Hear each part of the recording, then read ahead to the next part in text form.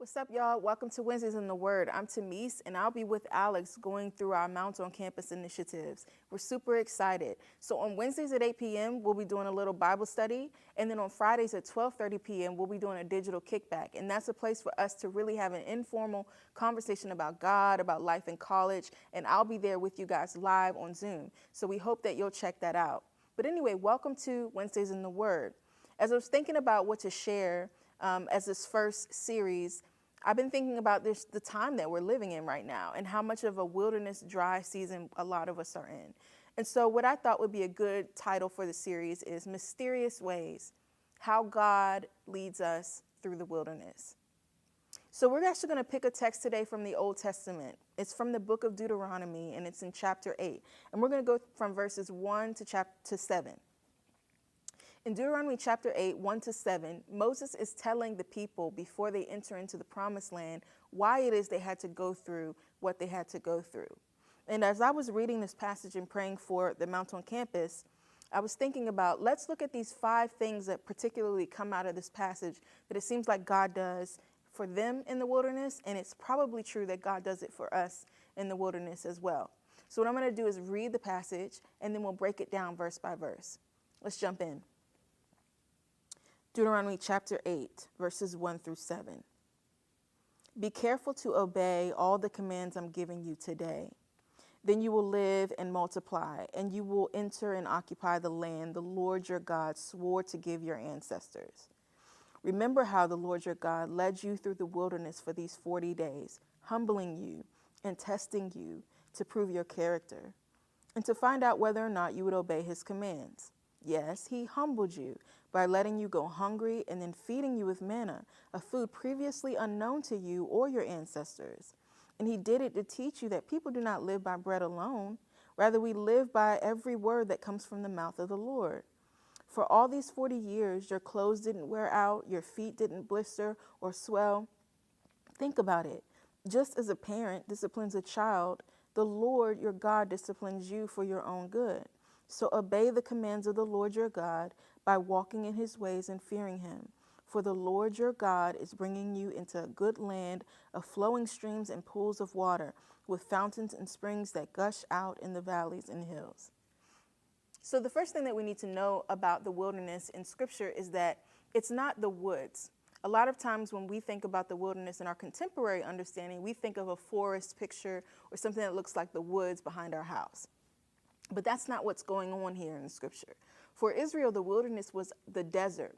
So there are all kinds of beasts, all kinds of animals, all kinds of dangers. There are thieves and robbers. It's a very dangerous place to go through the wilderness. And so what Moses is doing in this passage is setting it up for them. And first of all, what he does is he says that God has given us a promise. So the first thing that we know about the wilderness season is that it is always preceded by a promise. Look at verse 1. Be careful to obey the commands I'm giving you today. Then you will live and multiply, and you will enter and occupy the land the Lord swore to give your ancestors. The wilderness is always preceded by a promise. I know that none of us were expecting 2020 to look the way it looks, but that doesn't mean that the promises of God are void. It means that we need to remind ourselves of what God has promised us and what he has called us to. And what happens when we walk through a desert season is we take those promises of God with us. And they serve as a kind of fuel for us and a kind of strengthening agent to get us through. And so what Moses does right off the bat is say, wait a minute, if you're going to go through the wilderness, you have to know that I will never send you through the wilderness without a promise first. And so God reminds them of what he told them when they left the land of Egypt. Number 2, the wilderness is a proving ground. Look at what verse 2 says. You remember how the Lord led you through the wilderness for these 40 years, humbling you and testing you to prove your character and to find out whether or not you would obey his commands. So the wilderness is a place where God puts us in a situation where our character is exposed, our secret thoughts are exposed, where our impatience and our ways of being are exposed. I don't know about you, but I'm not liking everything that I see in the midst of this season. But what pressure and what a wilderness does is it causes all of that stuff to come to the surface so that we can deal with it. And so what Moses is telling Israel is part of the reason you can't enter the promised land yet, and part of the reason God took us through the wilderness was to show us what was in us so that when we got to the promised land, we could actually appreciate it and we could be fruitful. And so for some of us, the wilderness is a proving ground where God is showing us what's on the inside of us and wanting to deal with things that might not have ever been exposed had we not been in the season of 2020 like we're in right now. Thirdly, the wilderness prepares our palate. Let me tell you a quick story first. So one of my favorite things to do with my girlfriends is to go to wine tastings. And the first time I ever went to a wine tasting, the gentleman brought out a white dish with some pink stringy stuff that smelled very weird. And I was very confused because we're at a wine tasting, so I don't understand why I have this pink stringy stuff. But it turns out, as he told me, that this is ginger, and what ginger does is it actually cleanses our palate so that we can actually taste the difference in the wines. And what it does is it helps us to appreciate the finer types of wines. It also helps those wines from mingling in with each other so that we can't tell the difference. And so when Moses tells the people that God led you this way to make you hunger, he's telling them that essentially he's cleansing their spiritual palate. Look at verse 3. He humbled you by letting you go hungry and then feeding you with manna, a food that was previously unknown to you and to your ancestors. And he did it to teach you that people don't live by bread alone. Rather, we live by the words that come out of God's mouth. And so what Moses is trying to tell the people is like, you actually couldn't appreciate the finer things. God had manna in store for us, but we were still eating Wonder Bread. And so what God has to do is take you through this wilderness season so that you can hunger and thirst and realize that what you've been eating and drinking is actually not sustaining you, right? A lot of us have been eating junk food. And what we've found in this season is that we're malnourished, that we don't actually have the strength and the capacity to handle what's happening right now. And that's the purpose for the wilderness. It cleanses our palate.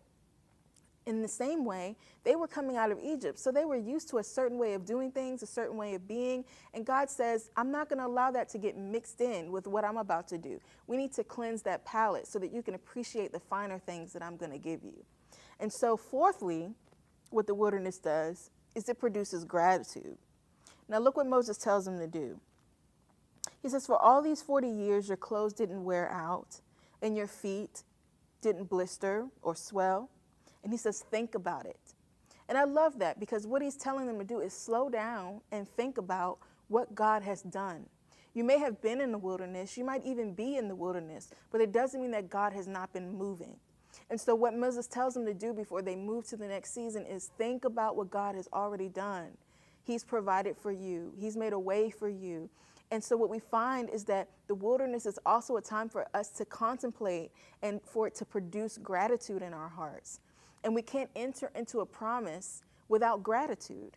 That precedes everything. And so what Moses is saying to do is think about it. Think about what God has done before we go into this next season. And you know what? 2020 is not going to be here forever, y'all. We're almost done. We got a few months left, and I'm praying, just like I know you're praying, that 2021 is a whole new mood because I can't take anymore. But I also am trying to think about things that God has done in this season, and whether it's what I've learned about myself, whether it's being reminded and having to draw my heart back to the promises of God, whether it's realizing that I've been eating junk food and my spirit is malnourished, I'm thankful for those things. I need to think about those things because when we go into the next season, we're going to need to carry all of that with us. And then lastly, my favorite, Moses says, just as a parent disciplines a child, your Lord disciplines you for your own good. So the last thing that I noticed about the wilderness is that the wilderness is good parenting. And one of the verses that came up for me as I thought about this was Hebrews chapter 12, verse 7. Let's go there really quickly. Look at Hebrews and what Hebrews says about God as our Father. It says, as you endure divine discipline, remember that God is treating you as his children. Who ever heard of a child who is never disciplined by his father? And if God doesn't discipline you as he does all his children, then you are illegitimate and you're not really his children at all. So since we respected our earthly fathers who disciplined us, shouldn't we submit even more to the discipline of the Father of our spirits and live forever? So what Moses is saying is that the wilderness was a place for God to show you that more than anything, he's a father. Now, how do I know that? Well, if you read through the Exodus, what you'll find is that as Israel wanders through the wilderness, they are led by a pillar of cloud by day and by fire by night. So what's the significance of that? And how does this point to God as a parent? Well, what's interesting is, like I said, the wilderness is not a forest. There's no shade, right? No shade. But there's also no places for them to go and hide from the sun. And at night, there are all kinds of animals, right? And it's very, very cold in the wilderness. And so what God does is at nighttime leads them with a fire. He basically is a portable heater that leads them through the wilderness and keeps them warm, keeps them from freezing. That's something that a good father would do. And in the daytime, in the reverse, in the desert, it's extremely hot. And so what does God do? He leads them with a cloud. He covers them from the heat of the sun to keep them cool and to keep them healthy. Now, these things are pointing to God as a good parent.